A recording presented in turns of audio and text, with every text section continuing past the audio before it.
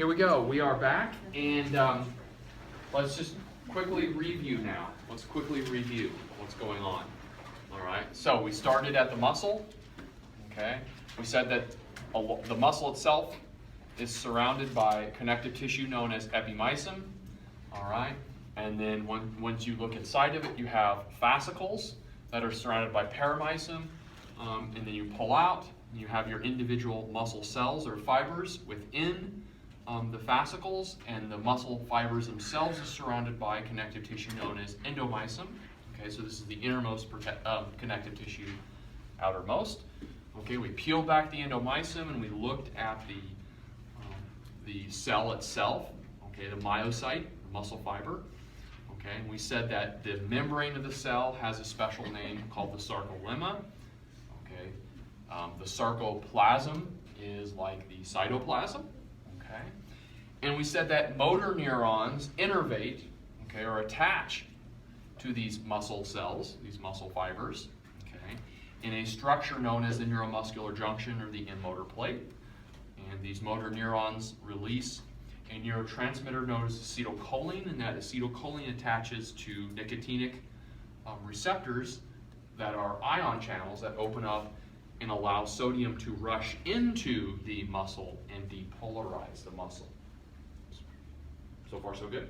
Okay, so how does the actual sarcomere itself contract? The mechanism by which that works is known as the sliding filament theory.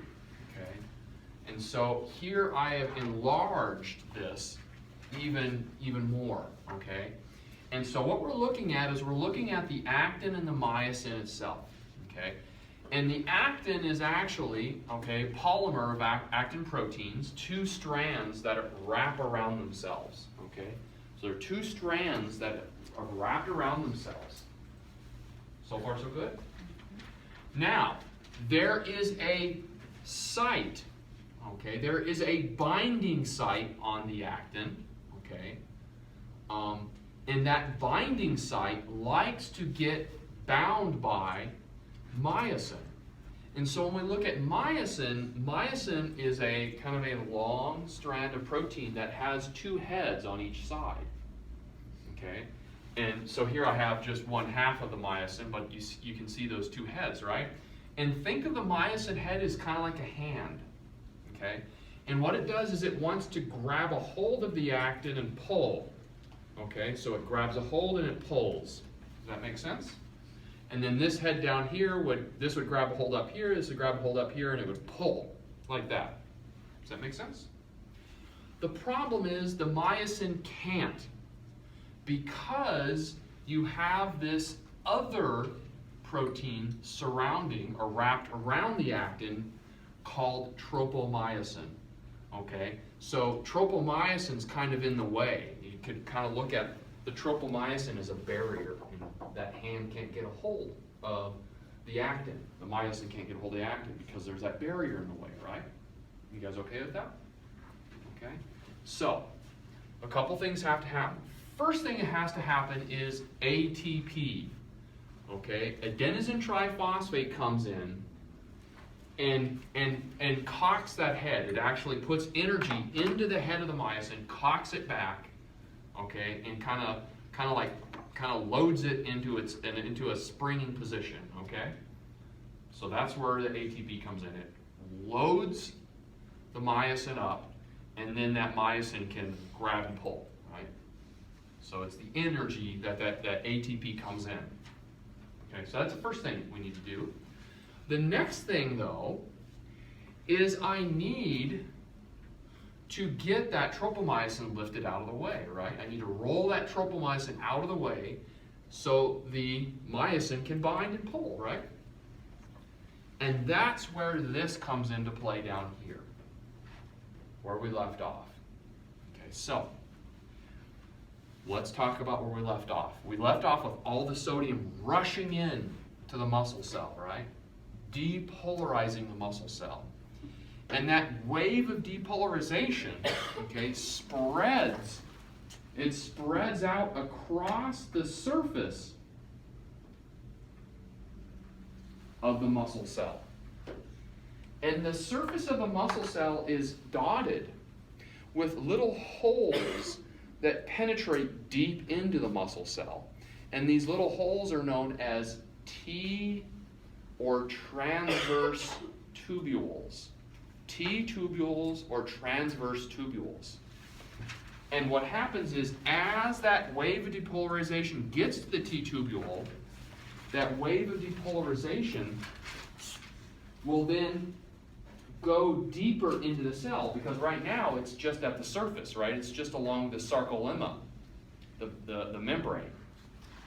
So once it gets to a T tubule, and remember you have many of these along the surface of the myocyte, it will be able to penetrate down deeper into the muscle cell. You guys cool with that? Until it gets to a structure, okay, deeper within the cell, and this structure actually surrounds these myofibrils here, and that structure is known as the Sarcoplasmic Reticulum. It is a modified endoplasmic reticulum. Remember we talked about the smooth and rough ER in cytology? This is a modified form of endoplasmic reticulum known as Sarcoplasmic Reticulum. Okay? Now instead of having lots of ribosomes and whatnot, the sarcoplasmic reticulum contains a bunch of calcium ions. Okay? And when that wave of depolarization penetrates in to the sarcoplasmic reticulum through the T tubule, there are channels. There are little ion channels, okay, in the sarcoplasmic reticulum. And these are what we call voltage-gated ion channels. These are voltage-gated. These are voltage-gated. Okay. These ion channels over here are known as ligand-gated. All right. These are known as ligand-gated. These are known as voltage-gated. A ligand-gated ion channel is just an ion channel that opens up when a ligand bonds to it. And a ligand is just something that attaches to a receptor, like acetylcholine. Does that make sense? Okay, so you could think of acetylcholine or a ligand as kind of like a key. And when you put the key in, you can open the lock and the door opens, right? But these channels in the sarcoplasmic reticulum don't open in response to a ligand, but rather they sense the voltage changing. Because remember, sodium's rushing in, right? Sodium's rushing into the cell, so the cell's becoming more positively charged. And these channels, okay, these voltage-gated channels, sense that change in the voltage, okay, as the sodium rushes in, and then they open up in response to that change. And they open up, and where do you suppose calcium is going to go when they open up?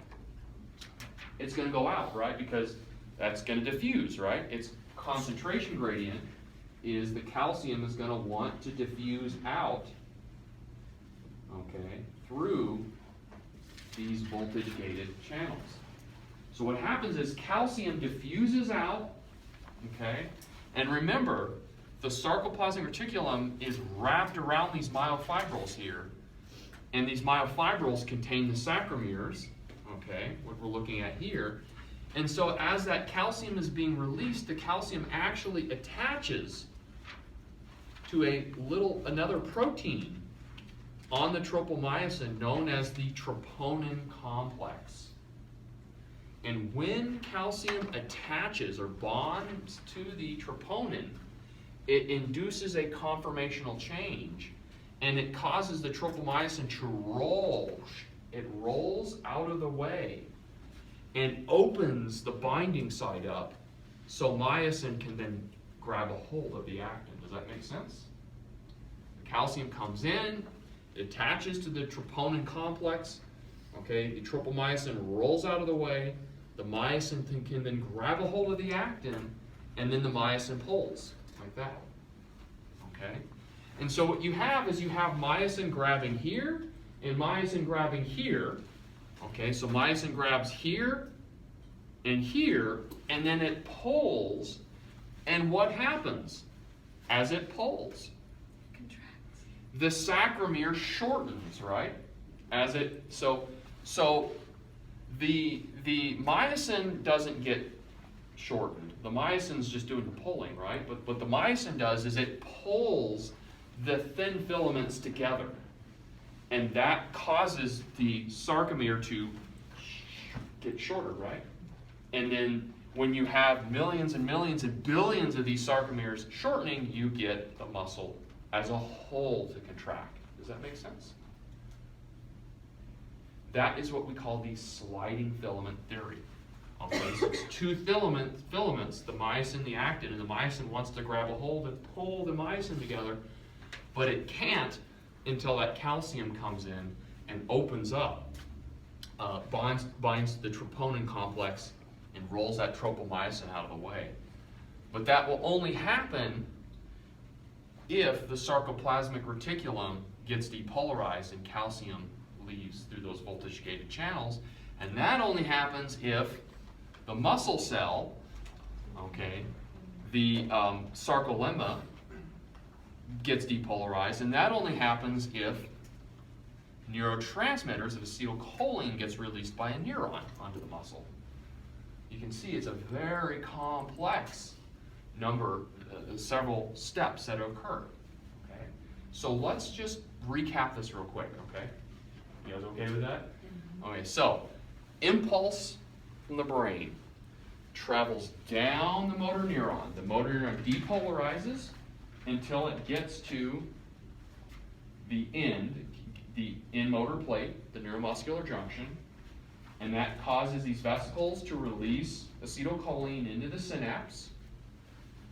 Acetylcholine diffuses through the synapse. It attaches to nicotinic receptors. These are ligand-gated. They open up and they cause sodium to rush into the muscle cell. That depolarizes the membrane of the sarcolemma of a muscle cell until it gets to a T-tubule, and then that depolarization penetrates down into the sarcoplasmic reticulum. It causes voltage-gated calcium channels in the sarcoplasmic reticulum to open up. Calcium is released from the sarcoplasmic reticulum onto the myofibril. It makes its way to the troponin complex. It binds to the troponin complex. It rolls tropomyosin out of the way. Myosin, then, as long as there's ATP present, will grab a hold of the actin here and here and pull it together. The sarcomere will shorten, and then that's happening billions and billions and billions of times, and eventually the muscle as a whole will contract. You guys cool with that? That's the general process of muscle contraction. It's pretty complicated, but hopefully that kind of makes some sense what we talked about, more or less. Okay? So far, so good? All right, more or less. Oh no, I see some blank stares and oh my goodness, what have I gotten into? All right. The good thing is we've got it on video, and I've got some teaching videos for you guys up too as well, so you can continue to review this stuff. All right. So, what I want to do now, before I move on to smooth muscle, because if you understand this, then what's going on with smooth muscle isn't really all that different than what's going on here. It's just slightly modified. But what I want to do is I just want to take a few minutes to talk about some issues that can go on here. Okay, there are some diseases and disorders that can occur here. And one such disorder is something called Myasthenia Gravis. Have you guys ever heard of that? MG. Myasthenia Gravis is a disorder, okay, where I won't go into it in a whole lot of detail, but what it involves is it involves ultimately loss of these receptors, these ligand-gated receptors for acetylcholine. So if you start losing these receptors, okay, is the muscle more or less likely to depolarize? Less. So is it more or less likely to contract? Less. Less. And so that's a problem with myasthenia gravis, is these people tend to have problems moving, right? They can't walk. If they have a severe case or what we call myasthenic crisis, their diaphragm may not be able to contract and they may not be able to breathe, and that's life-threatening. So to treat myasthenia gravis, we actually have to give people drugs that mimic, in some cases, either mimic or lead to increased levels of acetylcholine, right? Because if you have fewer receptors, then you just need to make sure that you are flooding those receptors with more acetylcholine. And so what we can do is we can give drugs, oftentimes what we'll do is we'll give drugs that prevent acetylcholine from being broken down. And if acetylcholine doesn't get broken down, then it will accumulate and you'll have more acetylcholine than normal in the synapse. And typically, what we do is we give a drug that blocks the enzyme that catalyzes the breakdown of acetylcholine. And I might as well just tell you what that enzyme is now because it's a really important enzyme. It's an enzyme known as acetylcholinesterase, or ACHE. Acetylcholinesterase is the enzyme that catalyzes the breakdown of acetylcholine. And so we can give drugs to block the action of this enzyme, which means there's more acetylcholine, and even though we have fewer receptors, at least there's more acetylcholine that can cause those receptors to be open and can help with neuromuscular transmission. You guys cool with that? Now, another thing that I wanted to talk about real quick is, let's say that we have somebody who's really sick. They have some sort of disease or some sort of traumatic problem that is compromising their ability to breathe, okay? And one of the things that we can do is we can insert some sort of airway into them to breathe for them, right? Some sort of, we call it advanced airway. Oftentimes, this is what's known as an endotracheal tube, and it's a procedure called intubation, okay, where we intubate the patient. Sometimes, if the patient has lots of muscle tone, that intubation may be very difficult. Okay, it may be difficult to get that airway in. Okay, so one of the things that we can do is we can give drugs that block these receptors here. Okay, and these are called neuromuscular blockers. And so if you give somebody a drug that blocks this junction here, that will cause paralysis of the muscles. And that will paralyze a patient, and it will make that muscle tone go away, and it may help make it easier to intubate. It will also paralyze muscles in the gut, and it may prevent the patient from vomiting and then aspirating their vomit as well. Yes? And do the blockers block the receptors? They close them, or is there are two flavors of blockers. Oh. Okay, there is what's known as a non-depolarizing neuromuscular blocker. Okay, a non-depolarizing neuromuscular blocker. And what they do is they attach to these nicotinic receptors, and they prevent them from opening. They attach, they don't allow acetylcholine to attach, and they just keep it locked.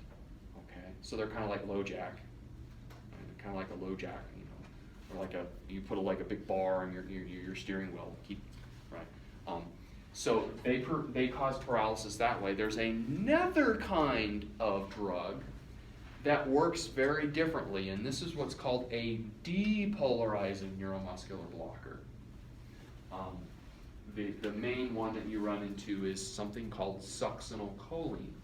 And basically what it is it's two acetylcholine molecules bound to each other. So basically when you give somebody succinylcholine, it's like giving them a bunch of acetylcholine. Well, wouldn't that just cause contraction? Would it? If you gave somebody something that is very similar to acetylcholine, wouldn't that cause these to contract? Yeah. Actually it does, yeah. But what it does is when you flood it with succinylcholine, these stay open, what happens is you get twitching, or we call fasciculation of the muscles. And how many of you have ever gone to the gym and lifted weight, or seen somebody lift weight? Have you ever heard of something called muscle failure? Like when you lift to muscle failure, or when you do push-ups? Okay. What happens when you work muscles? Well, let's say just keep working. Like, let's say that I were to lift something, like a kettlebell or something, and I'm lifting it. Okay, what happens is I keep lifting it. Eventually. Yeah, what happens to my muscle? Eventually, my muscle can no longer contract, right? It just goes, blah, I'm done. And it just becomes flaccid, and it fails completely. That is a similar mechanism that happens. So you give somebody succinylcholine, you'll actually start to see them twitch as their muscles begin to kind of twitch and fasciculate, and eventually their muscles kind of poop out. They're kind of like, oh, okay, I'm tired, and then they become flaccid. So those are the two ways that we can paralyze that there, or cause paralysis. There are some toxins. There are also certain toxins that cause paralysis. For example, anyone ever heard of something called fugu? Is that the fish? Yes, a kind of puffer fish. It is, there's a venom in that puffer fish, or poison rather. And if you cut the puffer fish up the wrong way and you ingest that, what that does is that actually poisons these sodium channels and prevents the sodium channels from opening, and it prevents the muscle from depolarizing. And so if you eat too much of that, could paralyze, cause you to become paralyzed, and you can paralyze your diaphragm, and then you quit breathing and die. There are actually lots of toxins that work, lots of different poisons and toxins and venoms that work on these various ion channels, cause them to stay closed or sometimes stay open. Yeah. Okay, you guys okay with that? Does that kind of make sense there? All right. Now, the book, there are some other things in the book that I haven't talked about. Please read through that. I do want to talk a little bit about how we can regulate strength of contraction. Because at this point, it kind of seems like all or nothing, right? At this point, the mechanism is, well, it either contracts or it doesn't, right? That's what it kind of seems like. So how can if I just want to pick this up, do I need to exert a lot of force to pick this dry erase marker up? No. But if I want to pick this up, okay, that's heavier. Okay, so what's going on? What allows me to regulate the strength? Okay, that's going on. What do you guys think? It's actually, the answer is in the book. The answer's in the book. Look at all those graphs. It does have something to do with all those little graphs there.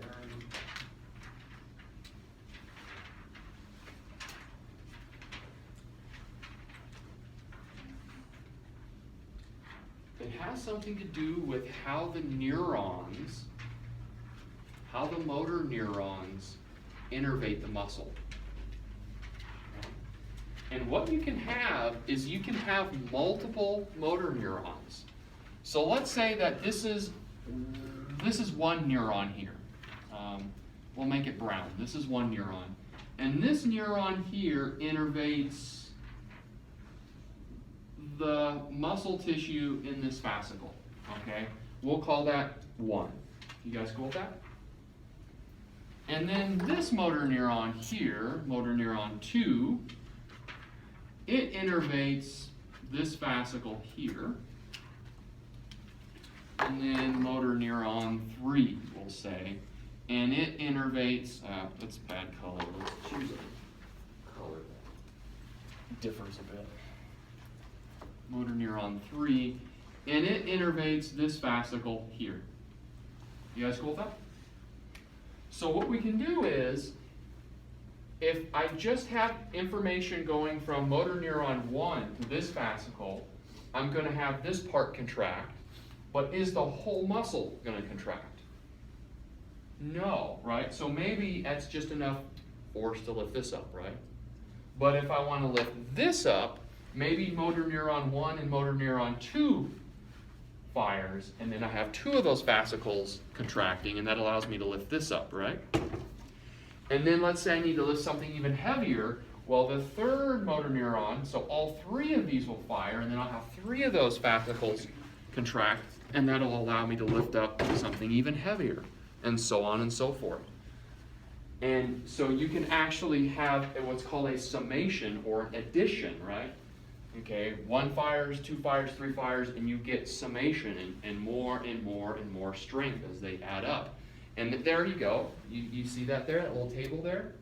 What page is that? 302. 302, perfect. All right.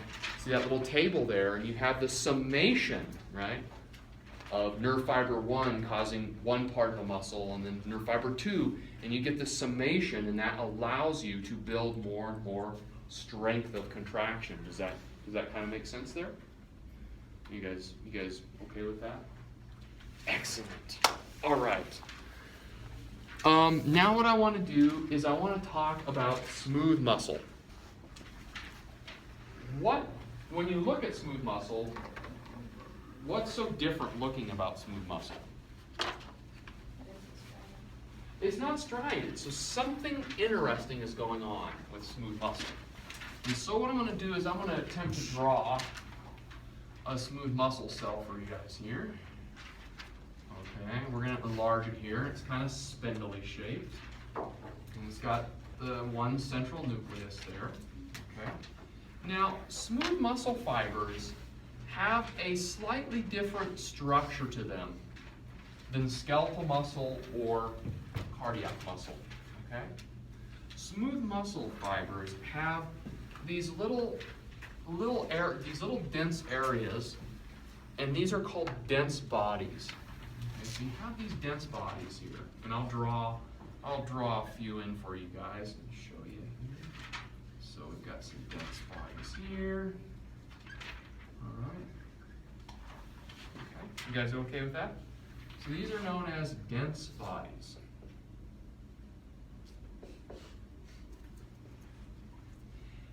And then you have these filaments that connect the dense bodies to each other and to the cell wall. Okay, so you have these filaments that connect the dense bodies. Okay, that go in between the dense bodies here and connect the dense body to the cell membrane inside. Okay.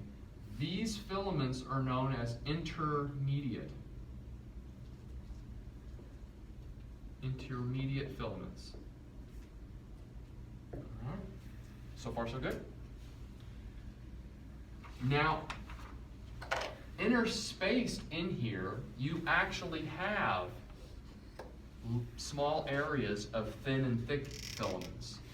Not massive numbers of them like you see in skeletal and cardiac muscle, but you do see a limited number of them, and so let me just draw them in here the best I can. Right here. All right. So here's one. Here's two. And you see how I have them just kind of interspaced, but I don't have massive numbers of them, so you're not going to see that characteristic striated pattern that you would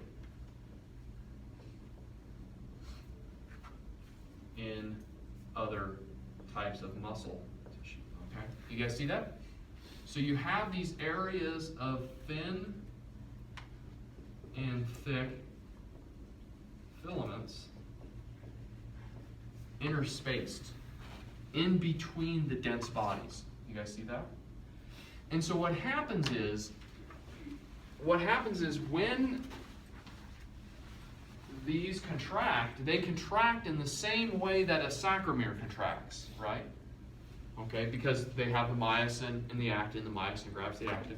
And so what happens is these little areas contract, right? And when these contract, these tug on the intermediate filaments, and the intermediate filaments tug on the dense bodies, and the dense bodies are attached to the cell, right? Does that make sense? And it's attached to the membrane here and here and here. So what happens when these little areas of thin and thick filaments start contracting? What happens to the cell overall? The whole cell kind of shrinks up and contracts. Does that make sense? So it's mechanistically very similar to this, but these individual units of thin and thick filaments, the actin and myosin, are attached to intermediate filaments and dense bodies that are ultimately attached to the cell wall. And so the cell as a whole kind of shrinks up and contracts. Does that kind of make sense there, how that works? Now, I'm going to add just one more layer of complexity, and we will have the basic information that we need for muscle physiology. And that is, there are two general ways in which smooth muscles can work. Okay, there are two general ways. Okay, and what I'll do is I'll just draw it right here. Okay, so let's say that I have a group of smooth muscle cells here, and a group of smooth muscle cells here, and then I'll draw the same thing on this side. Okay, group and group. Okay, you guys okay with that so far? Now what I'm going to do is I'm going to draw a motor neuron, and this motor neuron is going to come in. It's going to synapse with a smooth muscle cell there, and it's going to synapse with a smooth muscle cell there. What do you notice about this situation here?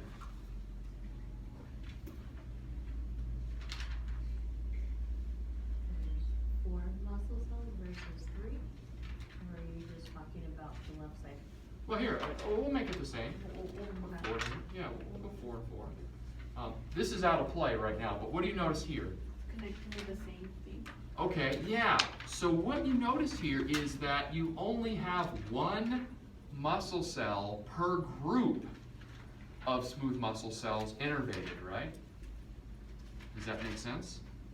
And this is a situation that we call single unit. Okay?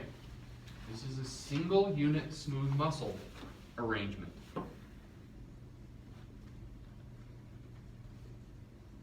Because the neuron is only going to one smooth muscle cell per unit of smooth muscle cells.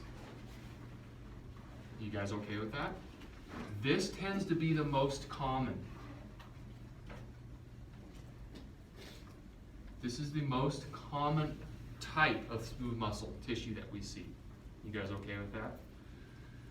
So what has to happen here is, if this neuron goes to this muscle and tells this muscle to contract, this muscle needs to be able to tell all the other muscle cells, hey, we need to all contract together, right? So what has to happen is there is what's known as a gap junction. Remember we talked about gap junctions in cytology. There is a gap junction. And these gap junctions allow ions to flow between these cells and allows this one cell to tell all the other ones, hey, let's go ahead and contract. Does that make sense? Okay, that's single unit. That also means that these cells are what we call myogenic.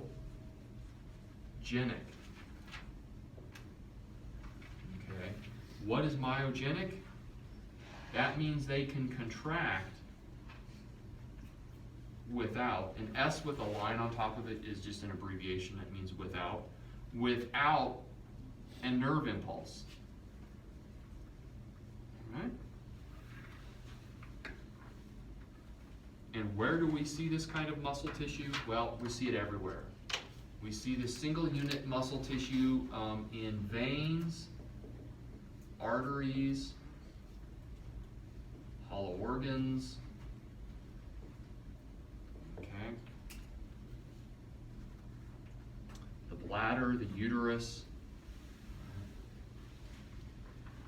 And that is why, intestines as well, that is why sometimes when you touch or you irritate these organs, what can they do? Sometimes they will contract on their own by just touching them or irritating them, and they will contract on their own without information from the nervous system because they are myogenic. One area where this is really important is in somebody who has just had a baby. Okay. Sometimes after having a baby, the uterus will have a tendency to bleed. And one of the things that we do is we will go in, and they call it uterine massage. You will actually go in, you'll find the uterus, you'll massage it very vigorously with your hands. Okay. So you're not cutting in, but you're actually you're feeling with your hands. You're pushing in, and you're irritating the uterus. And because the uterus has this kind of single unit muscle tissue, it will start contracting on its own due to just being irritated because those cells are myogenic. Does that make sense? Now, the other situation, which is a little bit more on the rare side, is where you have a neuron that has an axon terminal that goes to every individual muscle cell. You see that there? And so instead of single unit, we would call this multi-unit. How about that, right? So this is multi-unit. This is multi-unit. Every cell is innervated by a neuron. Okay? So these cells do not have gap junctions. They are not particularly myogenic. And they're not as common. But some notable areas that we see these in the iris. Okay, the iris is a muscle that surrounds the pupil and causes the pupil to constrict and dilate. Okay, we see these sometimes in large arteries. Okay, not the smaller arteries and veins, but the larger ones. And we see these in the bronchioles. The bronchioles of the lungs.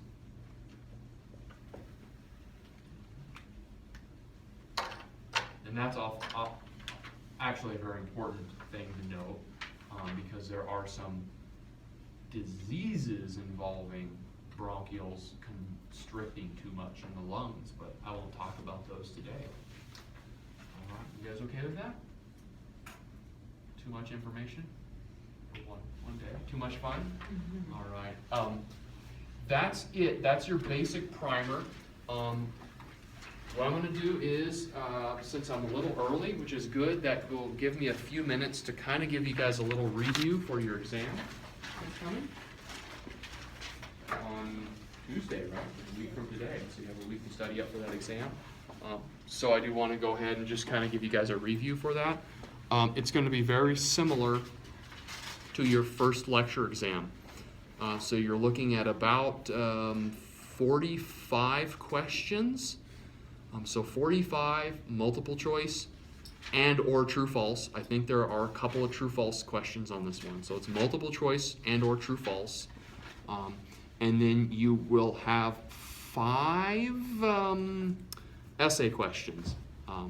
And what I've decided to do this time is I'm going to make the essay questions slightly less. So I will make them 2 points each. Okay. So you'll have a total of 10 points from essay questions, and then the rest, so that give you 90 points, will be from the true, false, or multiple choice. Make sense? Because the essay questions really hurt some of you guys in the last exam. So we still have to have them, but what I'll do is they'll have less impact, and we'll see how that goes, but you're still going to have them. All right. I suppose you guys want me to talk a little bit about what might be on that exam. Well, it should come as no surprise that this is going to be very heavy into the musculoskeletal system. Very heavy. So you're going to want to, as you do your studying, you're going to want to know the different types of joints. All right, and you're going to want to be able to identify the joints by how they move, the kind of tissue they have in them, etc. Right, synarthrosis, that terminology, right? That basic joint terminology that we learned primarily in lab as well as lecture. Okay, amphiarthrosis, synarthrosis, diarthrosis, and other terms. You are going to want to know the major bones that we've talked about. Major bones of the axle and major bones of the appendicular skeletal system. And different types of joints and how they move, right? Like a hinge joint or a ball and socket joint. What kinds of range of motion are you looking at with the different types of joints? You're going to want to know the basic structure of your pelvic and your pectoral girdles. Basic terminology, so remember things like abduction, adduction, inversion, eversion, flexion, extension. We actually talked about that a little bit today. You are going to want to know a little bit about the pelvis, in detail, what kinds of concepts or structures are different in men versus women when you look at the pelvic structure, and what kinds of structures facilitate the delivery of a baby. Let's see here.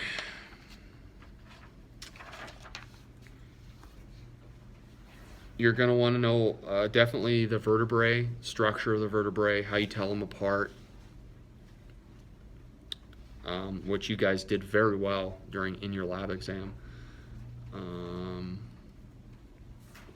addition to that, you are going to want to know in a fair amount of detail what we talked about today.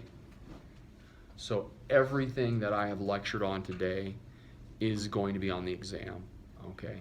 So all the terminology, make sure that you are familiar with like isometric, isotonic, origin and insertion. You're not gonna need to know what the origin and insertion of a specific muscle is, but you're gonna want to know what is origin, what is insertion. Okay, compare and contrast red and white fibers. Okay, agonist, antagonist, synergist, fixator. Okay, you're gonna want to know all of this major terminology. Right, the myosin, the fascicles, the perimyosin, the endomyosin, the muscle fibers. Okay, thin versus thick filaments, A bands, H zones, what the fundamental unit of contraction is, a sarcomere, okay, the T tubules, the neuromuscular junction, calcium. You're going to want to know in detail the sliding filament theory. You'll want to know it in as much detail as we talked about today.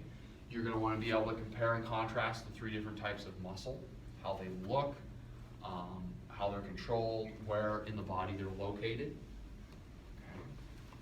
And if you are good with that, you should be good to go for this exam. So this exam is primarily going to be focused on musculoskeletal. Okay, you will not need to know specific muscles for this exam, though. We will not talk about specific muscles until next week. So after the exam, we'll start talking about specifics. But we will need to know specific bones. Yes, specific bones, right? So what bones and joints are associated with major motions, right? So flexion, extension. What joints are involved, what bones are involved. Like when I go like this with my head, okay, what bones are involved? When I go like this with my head, what bones are involved, right? They're different bones, right? It's a different bone. My skull, right? This is C1, right? This is C2, right? C1 on top of C2, right? So that kind of stuff there. So you will want to know that a little more nuanced detail. Other than that, if you're really comfortable with that, then you should be really good to go on this exam. But This stuff kind of does make it a little difficult because it is nuanced. And like I said, I'm going to try to get these videos up for you guys tomorrow. I do have the crash course videos up for you as well. So you should have study resources, and this should give you a basic idea of where you need to focus your studies. There won't be any histology slides on the exam. It'll all be words, so don't worry about that. You guys okay with that? Okay, I know it's just a little early, but that's okay. Oh, this lab is a huge one on Thursday, guys. So you need to do as much of that pre-stuff as you can, because it's due before you leave. So you need to have as much of that done as you can. So please go through that lab stuff. And this is probably not one that you really want to miss because it's such a big part of what will be on your exams. Okay, have a good night, guys.